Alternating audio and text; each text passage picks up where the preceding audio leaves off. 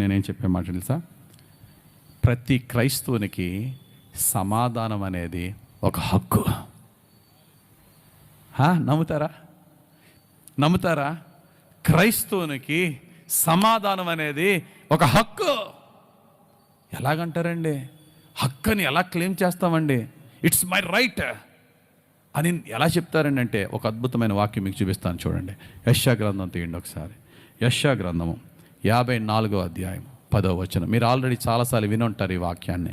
యెషయా గ్రంథము 54వ అధ్యాయం 10వ వచనం. పర్వతములు తొలగిపోయినను, అది విన్నారు ఎప్పుడన్నా? పర్వతములు తొలగిపోయినను, మెట్టలు తత్తరిల్లినను, నా కృప నిన్ను విడిచిపోదు. సమాధాన విషయమైన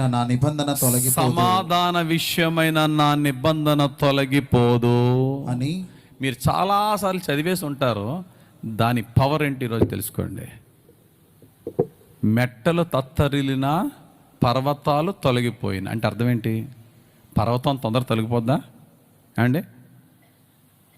పోనీ గొట్టలో మెట్టలో తత్తరిల్లిన అనుకోవచ్చు. పర్వతాలు ఎక్కడన్నా వెళ్ళిపోతాయా? ఎవడో పర్వతాన్ని తీయలేడు.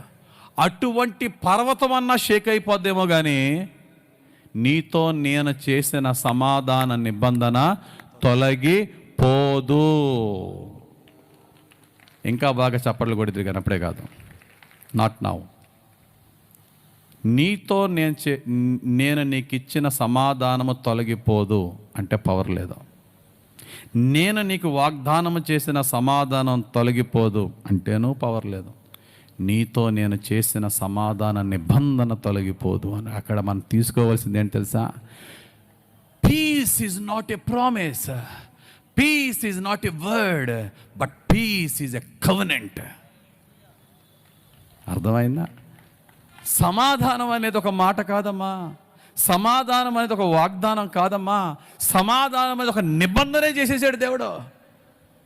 First we should know the difference between the promise and the covenant. అది ఇంకా మీకు అర్థం అవ్వాలంటే, వాగ్దానానికి నిబంధనకి తేడా ఏంటండి అంటే, వాగ్దానము నోటి మాట, నిబంధన బాండ్ పేపర్ మీద సంతకం.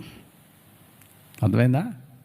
బాండ్ పేపర్లు తెచ్చి సంతకం పెట్టండి సార్ మీరు చెప్పింది అంతా అన్నాం అనుకోండి, 100% కాన్ఫిడెంట్ అయితేనే సంతకం పెడతాం. నిబంధన అనేది ఇట్స్ ఏ కవెనెంట్. కవెనెంట్ అంటే మోర్ దాన్ ఏ కాంట్రాక్ట్.